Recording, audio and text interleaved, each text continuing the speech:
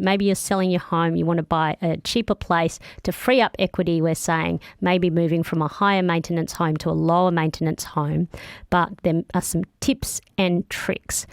Susan is here with her story. Hello, Susan. Hello, how are you? Good. Now, you downsized a bit of time ago. What happened? We downsized about 8 years ago when we both reached retirement age of 65. We were on 10 acres outside Ballarat with all of that entails, the wood fires, the chopping wood, the keeping the grass down, keeping the fences, all of that.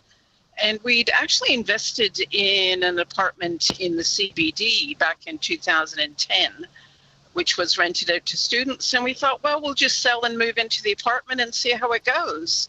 So our selling price was just a bit more than the apartment. So we put the extra money into a few renovations that we needed to make it better for us because it didn't have a lot of storage. But we've made it work. And we're in the CBD, walking distance to everything, amenities, hospitals, doctors, shopping, public transport. Susan, what tips do you have for people thinking about downsizing?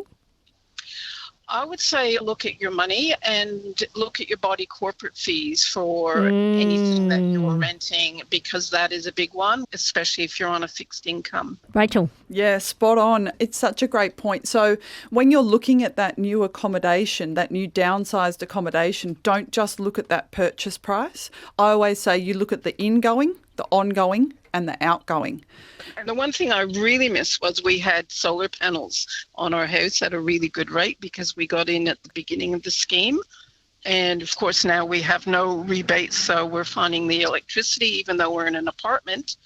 It's actually the connection fee, the daily service fee, that is more than our usage, both in electricity, gas and water. Good tip. The other thing to look for with a body corporate is not just the ongoing fee that you're paying to the body corporate, but whether or not there are special levies. A lot of people get caught by special levies in body corporates. To give you an example, if you're in a body corporate in the city, you might have one of these really lovely buildings that's got a rooftop swimming pool and a gym and all of those sorts of things.